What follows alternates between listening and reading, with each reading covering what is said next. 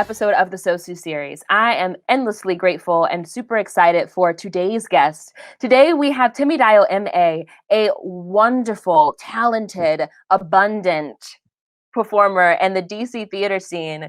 Tẹmídayọ Amay is a first-generation Yoruba, Nigerian, American-born actor. They are phenomenal and they have so much to be shared with the world. So I'm excited to gift you all with them today. Welcome, Tẹmídayọ. Hello, thank you for those words. Absolutely, I'm stoked. First of all, congratulations on your Helen Hayes Award. Thank you so much. Thank you. Awesome. It's been a real gift. It really has. I'm very grateful. And so deserved. So one question that I have that I'd love to start the interview with altogether is, you are a non-binary actor in the city. And one of the questions that I find myself encountering a lot that doesn't get enough time to address is what the difference is between being non-binary and androgynous. Would you mind shedding some light on that? That's a great question. Okay, so androgyny for me, and again, all of these responses are coming from me and should be taken only as mine. So for me, androgyny is about living and dressing in a way that is neither necessarily femme or very feminine in dress or very masculine. And a lot of the times people see non-binary identity as androgyny, and they are not the same. For me, my non-binary identity is a way to honor both the masculine and the feminine that I have inside of me. But in terms of my expression of self and clothing, I tend to lean into a more feminine style of dress. One, because that's how I've grown up for, most of my life. And two, because for the most part, menswear and men's clothing in popular fashion is quite prescriptive, and it doesn't really allow for much room of expression. It's usually some form of shirt and pant, and that's pretty much it. Whereas where we have women's wear in the fashion market, it is so much broader, and there's so much more that is accessible with that line of clothing. And so, I tend to lean in that direction. Does it make me any more or less non-binary? Absolutely not. My non-binary identity is mine and mine alone. Yes. Thank you for shedding some light on that. And I will say I share the same sentiment. The only thing I envy about men's clothing is pockets, because, I feel like everybody deserves it. Yeah. So right now I'm wearing a men's t-shirt, a men's dress shirt, and then a women's sport coat, because why not? And you look fly. Awesome. So let's jump in. Yeah. So I feel lucky enough to have encountered your work as an artist, and it's breathtaking. It's wonderful what you create.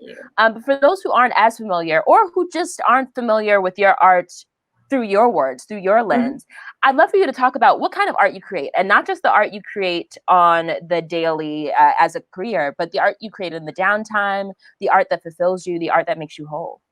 Yes, what a great question. So what makes my career is an interesting question, because we are in a time where the industry that I usually serve has been shut down. So that question is, I just laugh at it. Primarily, I'm an actor. I'm a director, I'm a playwright, I am a producer. However, that is all based in the land of theater. In terms of what I do outside of theater, I produce film, I direct film. I'm also a director of photography when it comes to stills.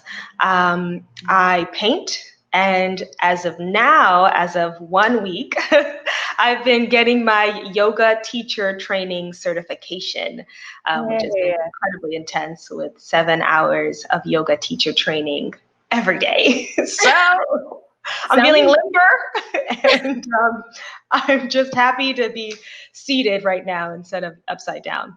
Yes, sounds intense and calming all at the same time. If I could always have my intense that way, I would.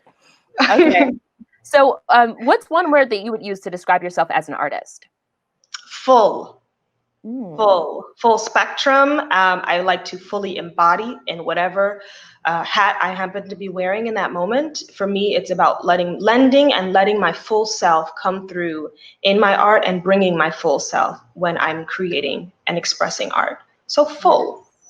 Yes. Okay. What is one thing that fuels your artistry? And I say that specifically speaking, right now we're in a time where the things are vast. We're always encountering something. We've already been on social media galore, but now that we're in a quarantine where this is the only means of staying connected with each other, we're seeing things all the time. And on top of that, we are in an uprising. So there is a lot that can fuel art. So I'm curious, what do you find fuels your artistry? Well, I think this quarantine time has offered me time for reflection on truly what it is to be an artist, and what my art means to me. And lately, what's been fueling my art is community, whether to celebrate my community, to uplift my community, or to create community. For me, that is the basis of what it is that I'm doing here, as an actor, as a performer, as an artist, is to directly give back and move forward my community. Yes, yes. And I think the important thing is what makes the community is all the individuals. So when we as individuals, contribute to what the community is, what the community needs, that helps make the community full and flourish. Absolutely. So I know that you mentioned film, and it's kind of the same, similar bracket, but I think the biggest difference between film and theater is that theater is a one-shot deal. You either make it or you don't. And I'm sure you've heard it plenty of times. Oh, I wish I could have caught that. Yeah, I was going to come, but so if in a dream world, you could have the entire world experience one of your projects, what would it be? So the first thing, okay, sure. The first thing that comes to mind, I did a piece, gosh, 6 years ago now. Time does not exist. It is an illusion. 6 years ago, I did a piece along with Ping Chong and Company, and Talvin Wilkes, entitled Kaleidoscope. And in that piece, I was privileged enough to lend my vessel to the words of James Baldwin. He has a speech that is on YouTube.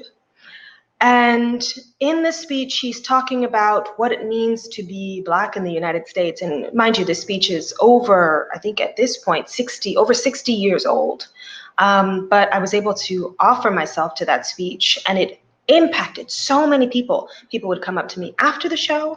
People would come up to me years later. Someone just mentioned it 2 weeks ago, about that piece and seeing that piece and how it still has an impression on them.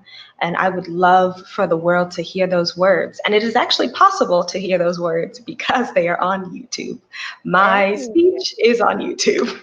Awesome. And so I'll be sure to link that in the description so people can check that out, because that's definitely something. I mean, that question's quite literal for you. So let's get that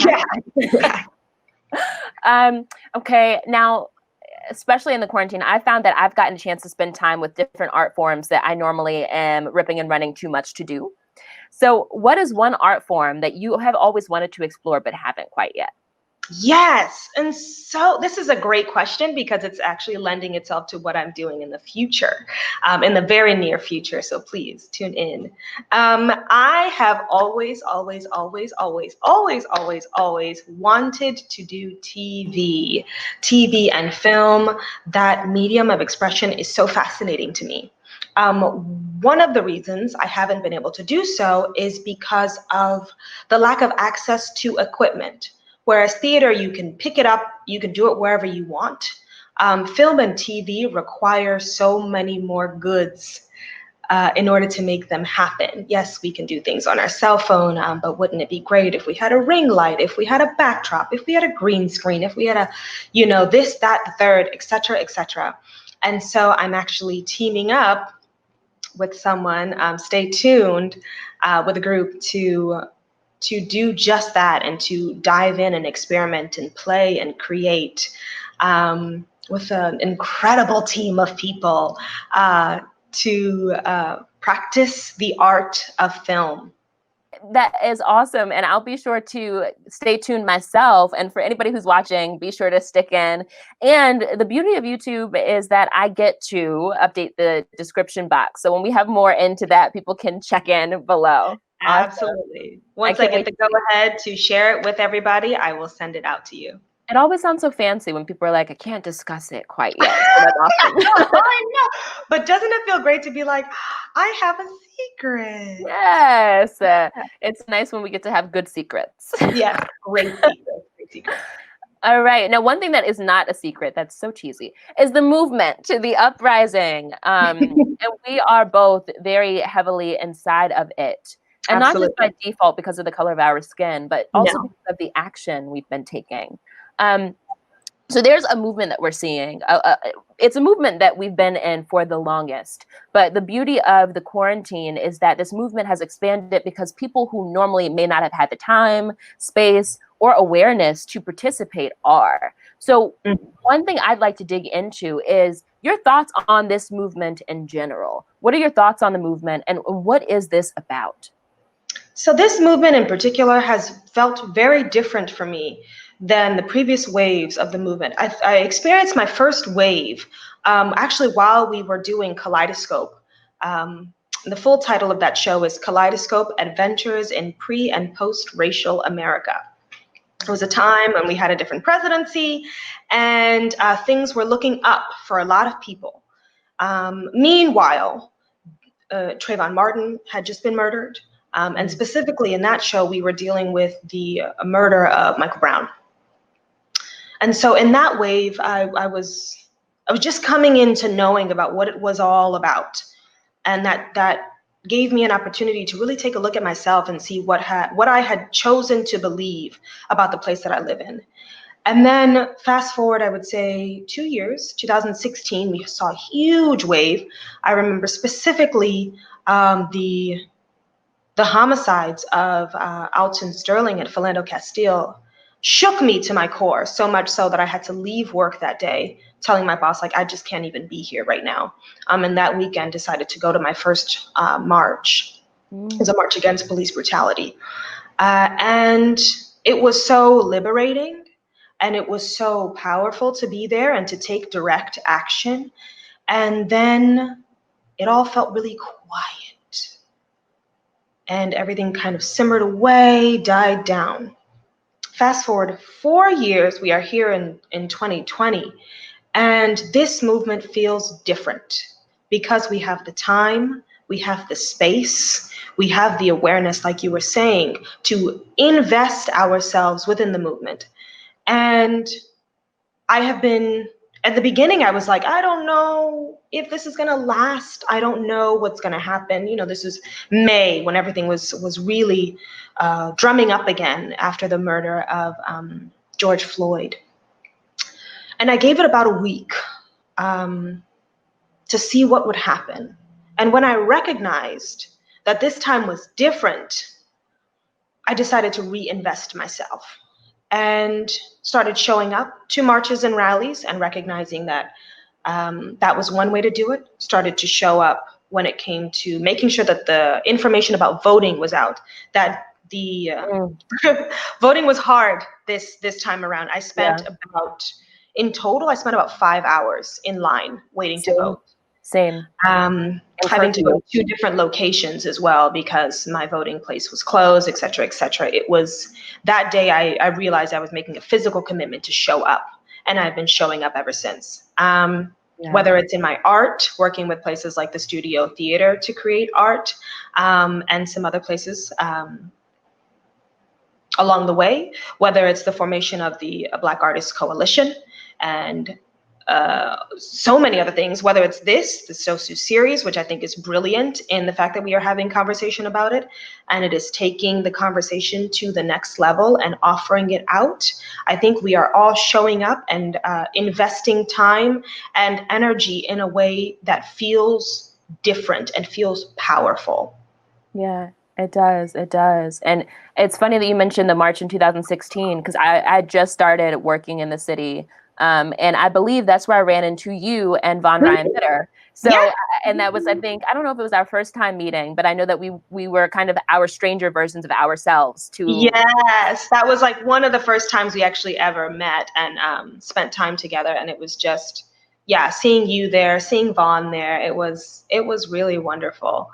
And I'm so glad, I show up to a march now and I'm like, who's going to be here? And then I look over and there's about 50, theater professionals all, marching and chanting out and showing up. So I'm very proud of our industry. I'm very proud of the city for the way that it's continued to show up. I'm proud of us as individuals for teaming up, because this movement works when we are in community together. Yes. And I'm proud of the way that our theater companies have been backing us up and making an intention of showing up in a way that is radical for them. Yeah, absolutely. And it's beautiful to see our peers who we may not have ever known otherwise, where they stood in regards to our Black bodies, be out in support. Absolutely. You mentioned Michael Brown and the project you were working on then. And then you mentioned the events that happened in 2016. And for me, it was Derrick Gardner that like thrust me into it. So the fact that you had two other names to mention, it hurts my spirit, right? And you mentioned Talvin Wilkes, who I was working on a project with about Emmett Till, who takes us back further. Oh, yeah. And now, again, we're back in 2020. So my question is, why do you think these injustices are still happening today? I think these injustices are still happening today because many folks have decided and made a choice, whether conscious or unconscious. And I believe that we are responsible for our unconscious and subconscious mind, the same that we are responsible for our conscious mind. But many folks have decided and chosen to live an individualistic life. So long as I am taken care of and the people in my immediate vicinity are taken care of, then I am okay with whatever society, whatever the world, whatever the government that I serve is doing. And that is no longer acceptable. At this point, there is so much access that people have. And I feel like one of the reasons that Michael Brown was so important to me as an individual and to my community while I was in undergrad was because of social media, because of the consistent information that we were privileged to be receiving. All of a sudden we could see literally what was going on. People had recordings that they were sharing out and they were going viral or whatever. And many people have chosen to continue to reinvest in their space as an individual, which is understandable. It is a space of survival. It is a space where you can control more options. It is a space where you also allow less stress onto yourself. I understand it. It was a space that I lived in for a long time. And now that we are learning what it means to take care of ourselves and be taken care of by our communities, now that we are learning how we can show up, because not everybody needs to show up for the movement at the same time.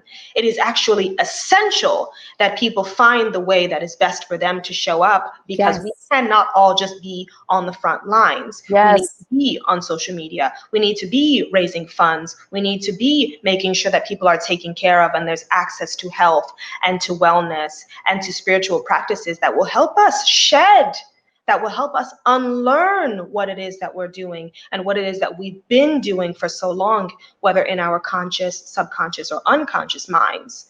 And so it is now time, as people take responsibility for their conscious, subconscious, and unconscious minds, to step up in that way as well. Yes. And that's so important. And I know that some people have expressed their remorse for not being able to be on the streets, but I couldn't have put it more perfect than the way you just phrased it. It's important that we are doing the work on all fronts, and it matters. It matters because any step is a step towards change. Absolutely. Which takes us to the next thing. There's plenty of problems to discuss. There's plenty of things that need change. There's plenty of things on that front. But the thing I think is often under discussed, which is so important to me, is what steps can people take, right? So we're pointing out the issue. Now, I'd love to hear from you. What is one actionable step that you think anyone can take today to start aiding in the movement, to start making change? So I believe the strongest change happens within.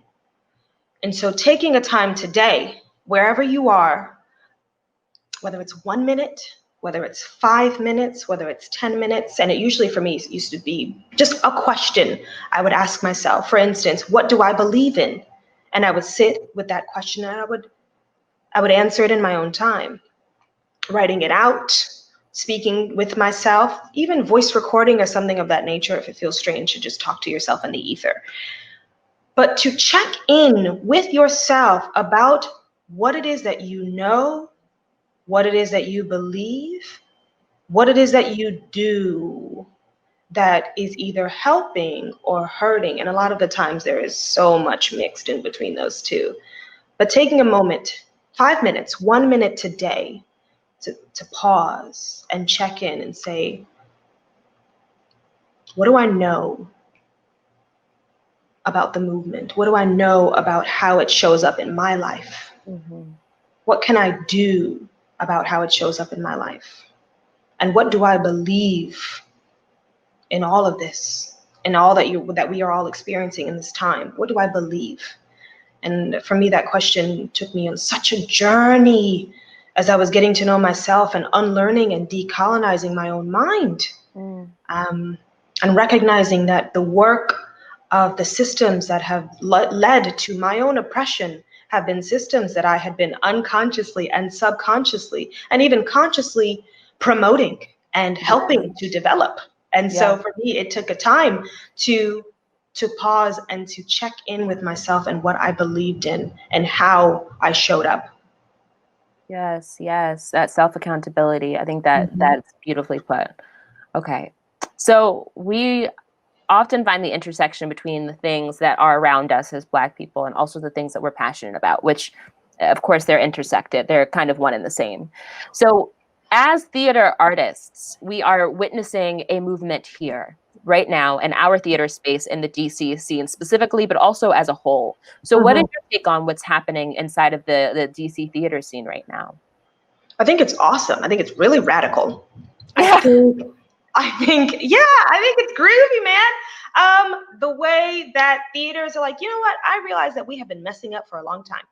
And though I don't have all the answers, I am going to do my best to show up and to listen and to show up and to take charge of my own accountability. It's been a long time coming. Many voices have been having these conversations for decades of time. Many people that I know have been having this conversation for decades of time. And now finally we have the ear of our artistic directors, of our producers, of our boards that are running these large theater companies to say, listen, I know before you talked about what it meant to show up, and now it is time for action. It is time for action. You have the time, because theater's not happening right now, truly. Whether virtual is a lovely medium, but it is not happening in the mass like it was at one point. So they have the time to show up, to question, to break down old systems that are no longer serving them. Because in the long run, and as I will continue to say, as you pour into me as a Black, non-binary, genderqueer person, as you pour into me, you pour into yourself. Yes. You pour into yourself as you pour into me.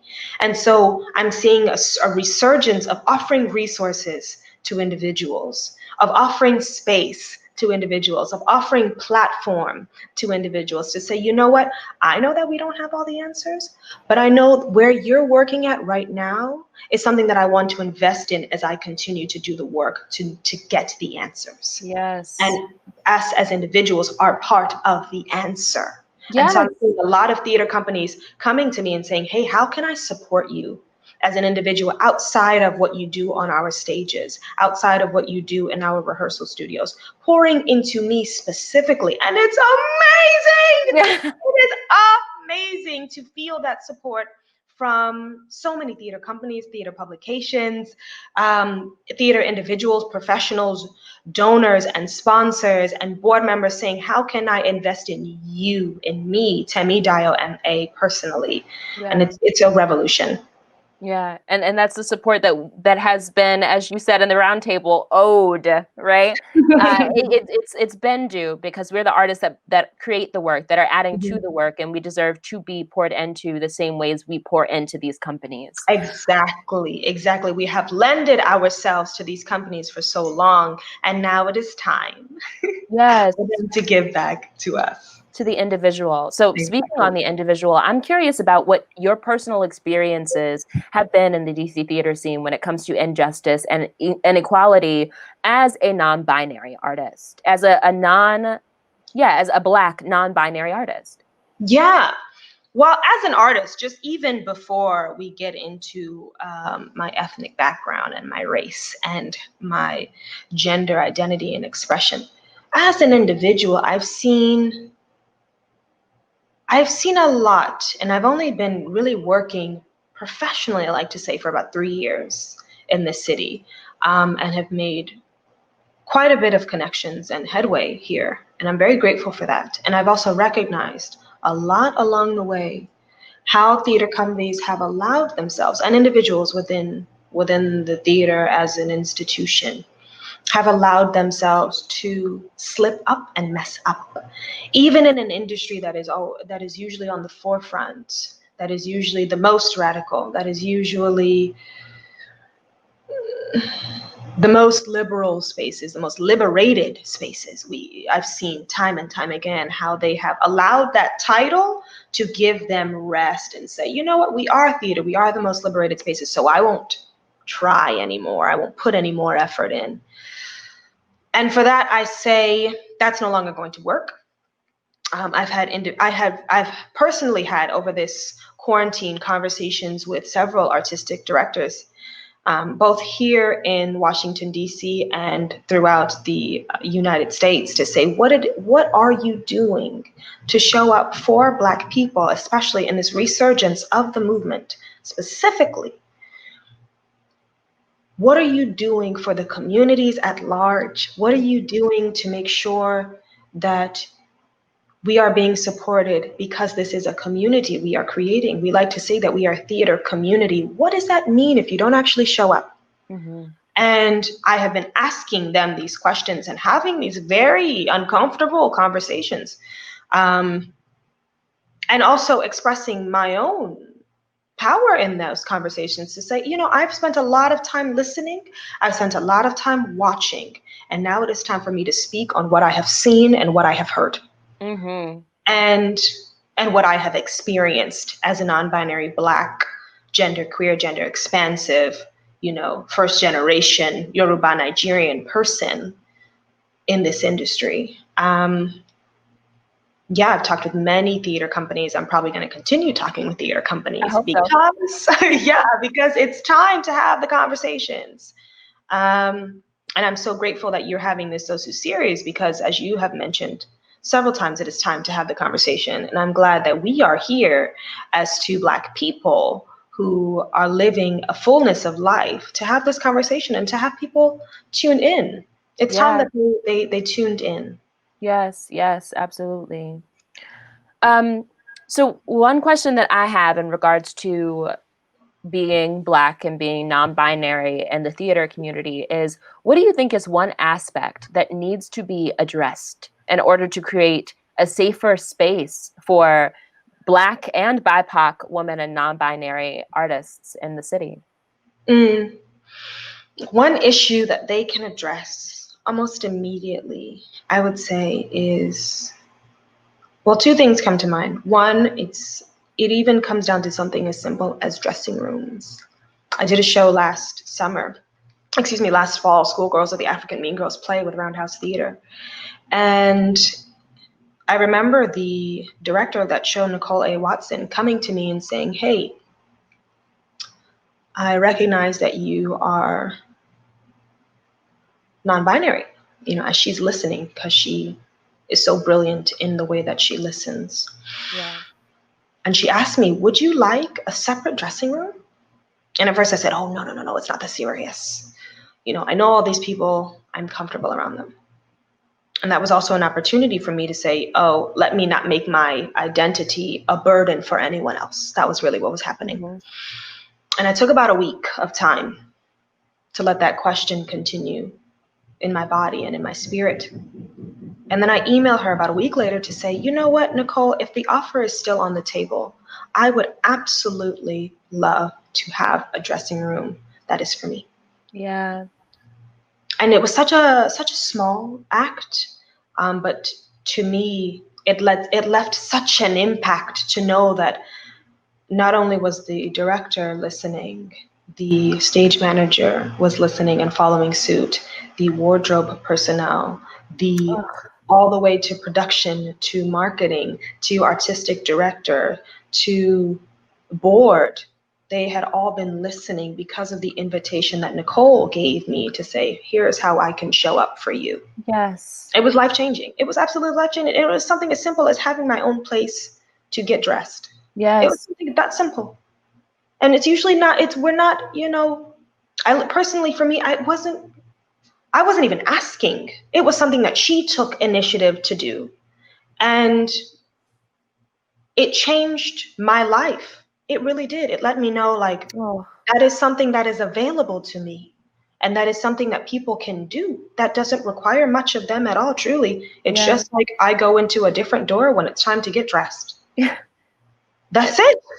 And I love that you say that it's simple, because, I mean, change doesn't have to be this grand thing. Quite literally, no change is made in grand ways. Change is made in the small ways. One protest that leads to another protest. A protest starts with one person deciding, no, I'm not going to do that thing. Exactly. And I also think it's important that you were speaking words to the company, speaking words to the person, because in the midst of all the things that need to be addressed, in the midst of things that are not going well, there's also a lot of beauty that's happening in the world. To just speak word of gratitude, to speak word of appreciation, to speak word of not only do I see you seeing me, but I want the world to see you seeing me. Because it is a small thing, and it does matter. A simple acknowledgement, a small step. And I think that's so important. Absolutely. And to have done it without initiative, to have done it without me saying, hey, this is something that I need, but to have recognized a need that needed fulfilling and to fill the need. You know what I'm saying? Show without the performative aspect of this is how I am being an ally. And I think it's important because as marginalized people who are like double and triple and quadruple marginalized folk, oftentimes we can't speak words to all of the ways that we are being disenfranchised. Absolutely. And to speak words to it and then ask. Yeah. And so to just say, this is a need that I can take care of. This is how I can take care of you in this moment. Walking around, because I walk around in a world, as you're saying, with so many intersections of identities that have been marginalized for so long.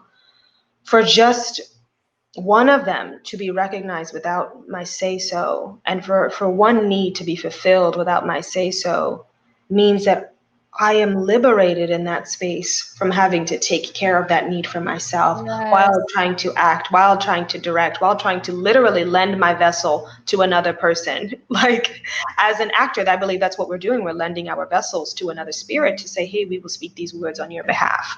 And so while I'm trying to do all of that, to also be Black and AFAB, assigned female at birth, to be non-binary, to be dark-skinned with 4C hair, to be long-limbed, to have a wide nose. It's just like, okay, if I could just have one of those, I mean, truly in my heart of hearts, in my wildest dreams, all of these needs are being taken care of by my community, and people are showing up for me without having to essentially always be like, can you show up for me? Can you show up for me? Can you show up for me? But for people to just say, you know what? Let me show up for you. Let me show up for you. Let me show up for you without my say-so. And just wonderful. It's really wonderful. Speaking on showing up, what is one way that people can show up right now in regards to the movement we're seeing in the theater scene? What's one actionable step that can aid in creating this safer space for Black, BIPOC, women, and non-binary artists? So one way that they can show up for me personally is to be a part of my sponsorship, in resources. I'm looking to get a camera.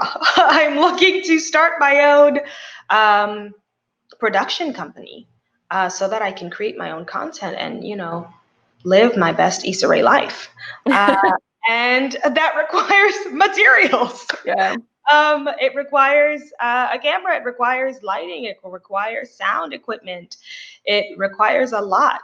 And we all know that actors are being hit really hard in this pandemic. And so, yeah, just showing up financially, if that is something that is accessible to people, and it doesn't have to be thousands of dollars, $1,000 drop. If that is in your access, go ahead, please do, by all means. If it is showing up, I have an individual that came to me and said, I saw you in the round table, and I'd like to just give you like $10 a month to do whatever it is that you need to do. And I was like, thank you very much. And it's as simple as that.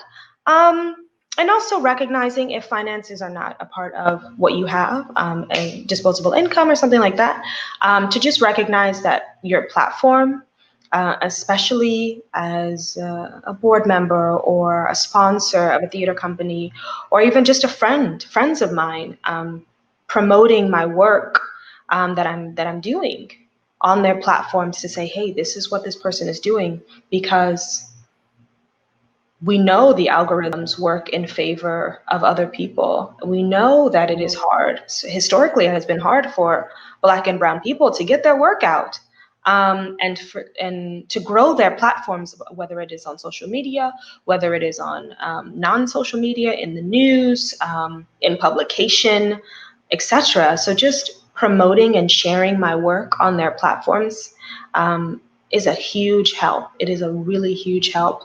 I'm going to be, once I get my yoga teacher training certification, I'm going to be sharing out practices and asanas. And I've already started. I have a series on my Instagram called Tune In, and it's a breath work series that will just allow people to stop scrolling and breathe.